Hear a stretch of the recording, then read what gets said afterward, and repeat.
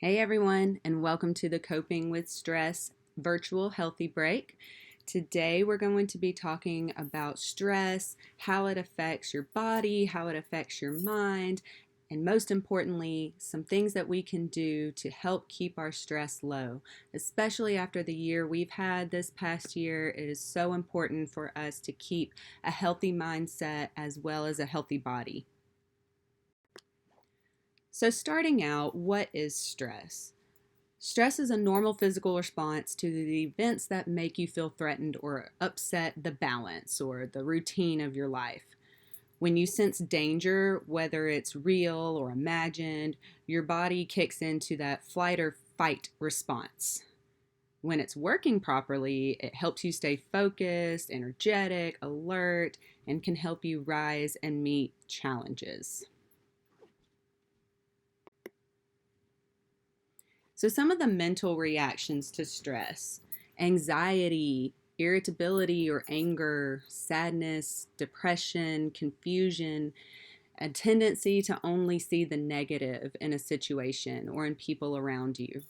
When you're under a lot of stress, it's really easy to point out the negative things, things that are going wrong in your life, things that are going wrong at work, how people can be better around you.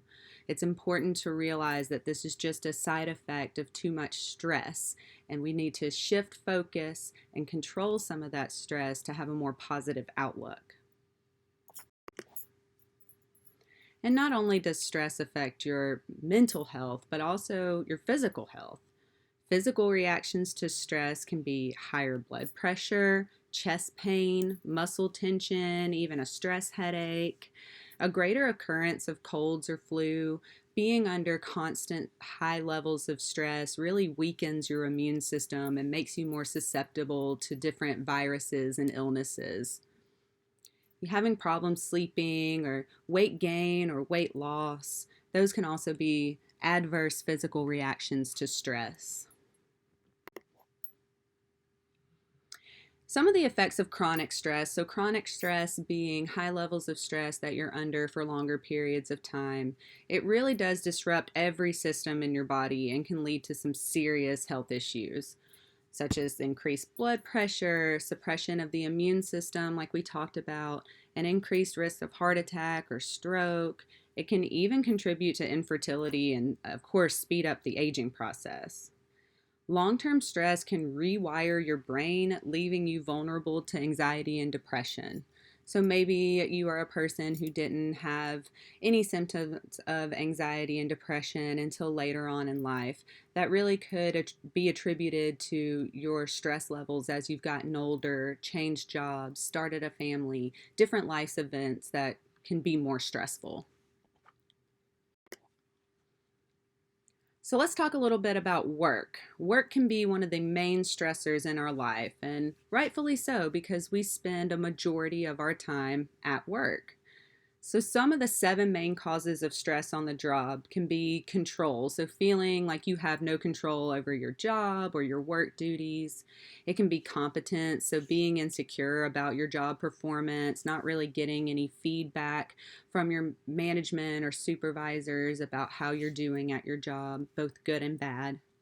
Some clarity. So, being unsure about your duties. How should you be doing your job? What is in your job description? Are the goals of your department or the goals of the job site you're working on being met? Communication. This one's a big one. This can be a really big stressor. So, feeling as if you're unable to talk about your needs, your concerns, your frustrations, feeling like you don't have anyone to turn to communicate with who can also communicate with you effectively. And that really leads into the support. So, feeling like you have a lack of support from your boss or from your coworkers, that you're not a part of a team, but maybe that you're alone on an island in your job. Significance, so feeling as if your job isn't meaningful. And then increased responsibilities always contributes to stress. It's just taking on new things and maybe overfilling your plate a little bit. So let's talk about some ways we can cope with stress. We typically tend to gravitate towards negative coping responses when we encounter a stressful situation. So, things like criticizing yourself, smoking or chewing tobacco, drinking alcohol, yelling at your coworkers or your spouse or your kids or your pets, those can all be ways that you might negatively respond to stress. Being withdrawn from friends and family as well, and then zoning out for hours in front of the TV or computer, just mindless, unproductive activities that really you're just doing because you are under a lot of stress. So, if you find that you tend to gravitate towards those negative coping techniques and ways of managing stress, maybe we need to learn about some healthier ways to cope with stress.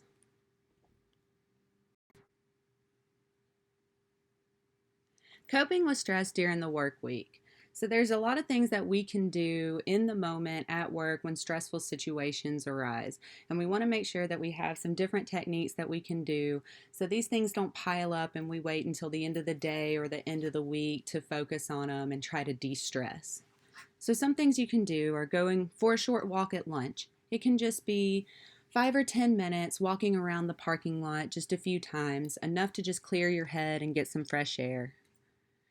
Take a quick break in your car or outside, listen to some music, call a friend or a family member. Just step away from your current environment for just a few minutes to refocus. Focus on getting quality sleep and maintaining a sleep schedule. Getting enough sleep helps tremendously with your brain function and your emotions and your stress level. It's so important to try and get at least 7 to 8 hours of sleep a night, if not more. Prioritize your daily tasks. Really think about the things that matter the most right now, and then the things that can maybe be put on the back burner until later. Flip your negative thinking and pat yourself on the back for small accomplishments. It is okay to pat yourself on the back for walking around the parking lot 3 times when really you wanted to walk around the parking lot 6 times. Doing something halfway is better than doing nothing at all. When you do that, you are 100% better off than you were before. So just remember to give yourself some grace and pat yourself on the back for the good things that you do throughout the day. And look for humor in a situation when possible.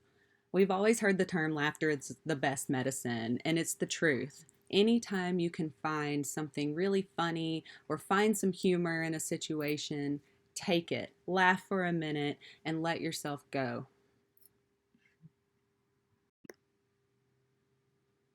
So here's a simple breathing exercise you can do at work. Sit or stand with your elbows slightly back.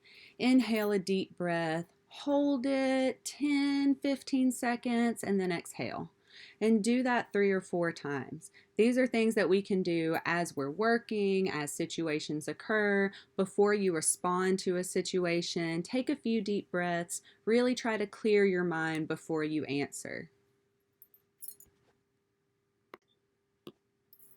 You could start a gratitude journal. So, this can help you identify the positive things that happen day to day. It doesn't have to be something that's very long and drawn out, pages and pages of journals. It can even just be a few bullet points you make in your phone every day. Write down something that made you happy, or something that happened that made you thankful or grateful for what you have. Write down how you felt, both physically and emotionally. And then how did you act in response to that? This can really open the door for changing your mindset from that negative way of seeing things to really starting to see more of the little positive things that happen in your life and being grateful for those good things that happen. Breathing exercises, definitely a good way to break up the stress every day. Full, deep cleansing breaths are simple but powerful relaxation techniques. So it's easy to learn. You can practice it anywhere, in your car, at work, at home, at church, doesn't matter.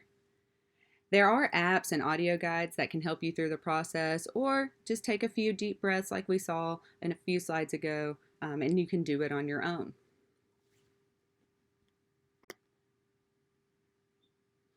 Meditation and mindfulness practice. So, mindfulness is really just the practice of being in the moment and accepting it without judgment.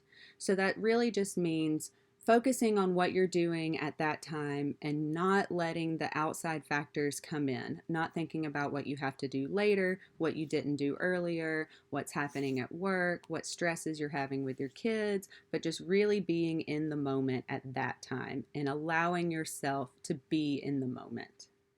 So research has shown that mindfulness is a key element in stress reduction and overall happiness. It's important to remember that mindfulness is a practice. Some days it might be really easy to just sit in the floor and play with your kids and really be in the moment. Some days it might be harder to find 5 or 10 minutes to do that. It is a practice and it's always evolving. The main thing is to just keep at it and keep practicing. So, some of the positive ways to cope with stress: making healthy food choices. It sounds so cliche, but you get out what you put in. Putting healthier foods into your body not only reduces your stress, but boosts your vitamin levels and boosts your energy to make you feel better and happier day to day. Get enough sleep. Listen to music, exercise, go outside, get some vitamin D and some fresh air. Play with your kids or your pet. Practice some of those breathing exercises, mindfulness, and meditation. All of these are positive ways that you can cope with stress, both at home and at work. And always remember to breathe. Take it in and let everything go. If you have any questions, please don't hesitate to reach out with me. I've enjoyed all of you today. Thank you so much for coming and listening. Have a great day.